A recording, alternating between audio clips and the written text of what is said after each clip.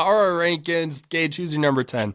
My number 10 this week is the Mets, and here's why. I'm a man of my word, people. I said that I was going to put the Mets above the Brewers this week if they won that series against them, and they did it. I was disappointed with the Brewers' performance. I think that they perform better than that on a regular basis, but unfortunately, again, I am a man of my word. That's the type of guy I am. They took 2 or 3 versus the Brewers, and also 2 or 3 versus the Yankees, which is, that works, right? That'll absolutely get you back in the top 10. The Mets, I think if they drop a week, the Brewers are right there. I have the Brewers at 11 and the Mariners at 12, so both of those teams are very close. All right, my number 10 is going to be the Brewers, number 9 last week, so dropped 1 spot, lost series versus the Mets, but they did squeak by the red-hot Marlins at their place. Yeah, for sure. Number 9, I have the Padres. That's a drop from 8 last week, 1 of 3 from the Phillies, and 1 of 3 or 2 or 3, depending on what happens from the Rangers. This next week here, they have the D-backs and the Phillies. The Phillies could be a huge series for this power rankings.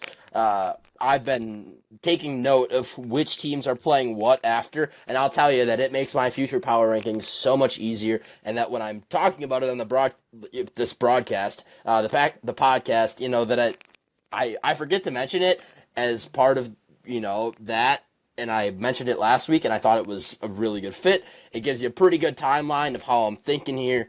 So the Padres, they fall from 8 last week to my number 9 spot. All right, my number 9 is going to be those New York Mets. They won both series versus 2 teams in playoff position right now, the Brewers and the Yankees, so a really nice week for them. They were out of it last week, so they jumped back in. My number 8 this week is the Phillies. They take 2 or 3 from the Reds, 2 or 3 from the Padres, so the Padres and Phillies, if you're following along, just flip-flopped. Next week they have the Giants and the Padres, so that is a huge week for them. If they can squeak both of those series out, they're going to jump big time. The Phillies, I was not as high as Ryan was when we talked about them when they were in the 4th place spot. Since then, they've crawled their way back in. Still don't think they're part of that elite category. I think that they'll get there eventually come October. But before the first half is over, I have the Phillies in 8.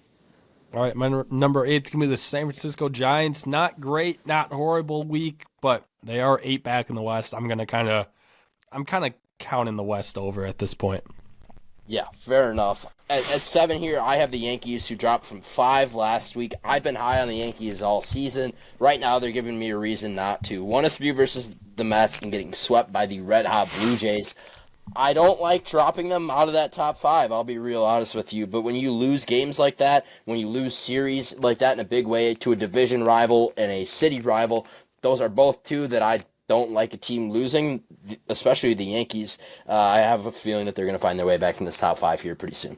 I think the Yankees will jump back in soon too, but the Yankees, they're out of it this week for me. They were number 8 last week. They have a week like they did. Well, they're going to fall out. My number 7 is going to be the Padres. Lost series versus the Phillies, and as of right now, they have a split versus the Rangers. They don't play until like 9-10 tonight, That's so right, yeah. we weren't going to wait until midnight to record this, believe it or not. Yeah, that would be that's insane, right? How about that dedication from us? 6, I have the Giants, who stay in the same spot they were last week, and they have a split against the A's, and 3 or 4 from the D-backs. Next week they have the Phillies and the Dodgers. If they can beat out both of those teams, that is a big week for the Giants.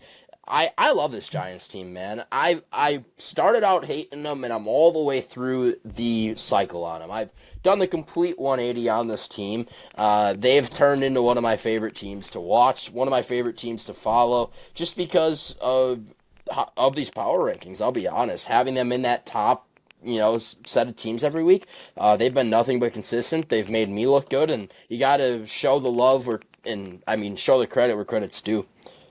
Yeah, I like that. My number 6 is going to be the Phillies. They won both series versus 2 wildcard hopefuls. I consider that a pretty good week. I'll jump them up a spot. Yeah, that is in fact a good one. I like that analysis. At 5, I had the Dodgers, who dropped from 2 last week. That's insane, but sweeping the White Sox and then getting swept by the Astros, is that one a hard decision? Yes. Is that a harsh drop? Also, I would agree with you. But the Dodgers, everybody above them played better this week. I don't feel that there is any room in the top four for these Dodgers, especially with how hot the rest of these teams are right now. The Dodgers are kind of banking on legacy, in my opinion, in terms of where I've had them in these power rankings. This week, I kind of took that legacy out of it. Sweeping the White Sox is good, but getting swept by the Astros is bad. If they can, take What a 2 or take. 3 from both taking 2 or 3 from both the Brewers and the Giants to put them back in that top 5.